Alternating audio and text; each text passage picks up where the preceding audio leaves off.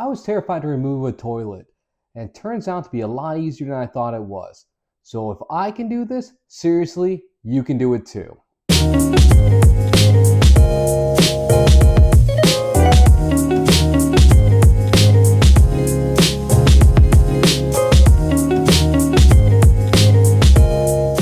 Hi, I'm Emmanuel. Welcome to If I Can, You Can, where if I can do it, you can do it too. I go with real estate investing and home renovations. Now, as always, if you like this content, please like and subscribe below.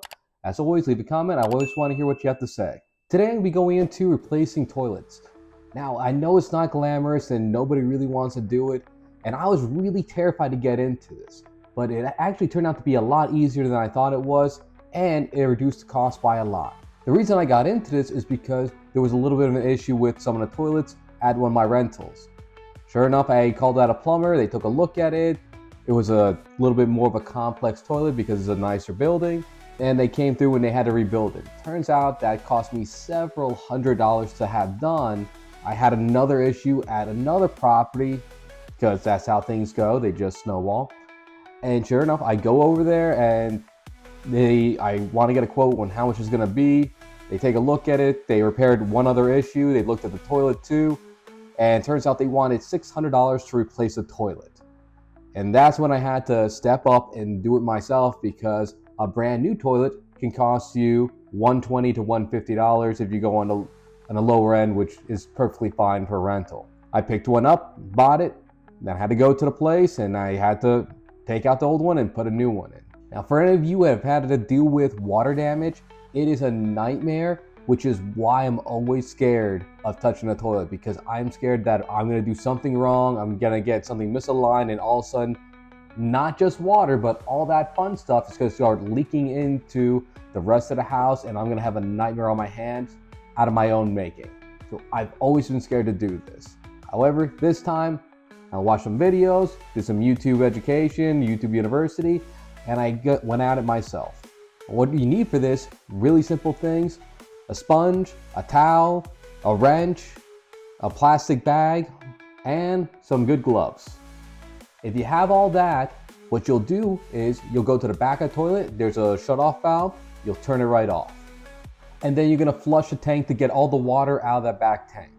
Once you do that, there's still gonna be water left inside of the toilet bowl itself. What you'll do is you'll take your towel, soak up some of that water, take your sponge, soak up the last little bit of that water. If you want to, have a bucket where you can drop that into or squeeze it into.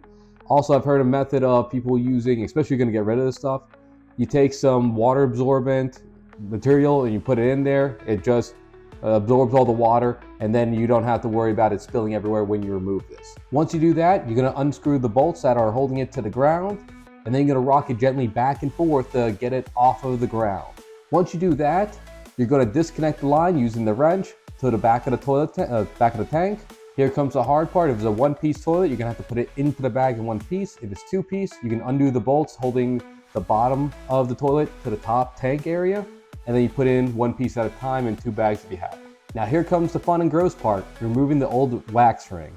You're going to get in there, get a towel, just sponge up as much as you can, scrape off what you can. It's going to show that you have a flange there. That's where the bolts that hold it to the ground go.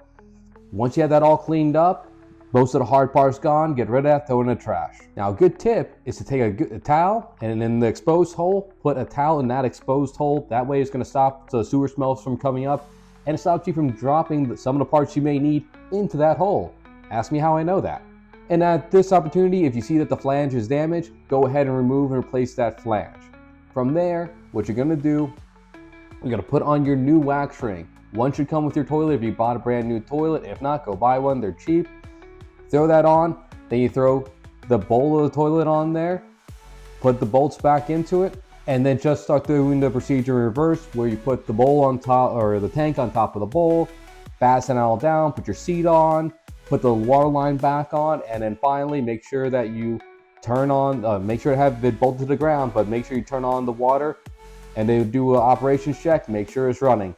Do not leave the towel in the hole either. For those of you that want to cheap out a little bit and pinch pennies, I understand, but always replace the wax ring. It will cost you so much more if you don't do this and you have a water leak than just replacing it, and they're very cheap. do yourself a favor, replace the Rolex ring. Now, if you're debating on whether you can do this or not, trust me, you can. Because if I can do it, you can do it too. If you've already attempted this or you're thinking about doing it, let me know in the comments below. I really want to hear what you have to say and what you're going to get into.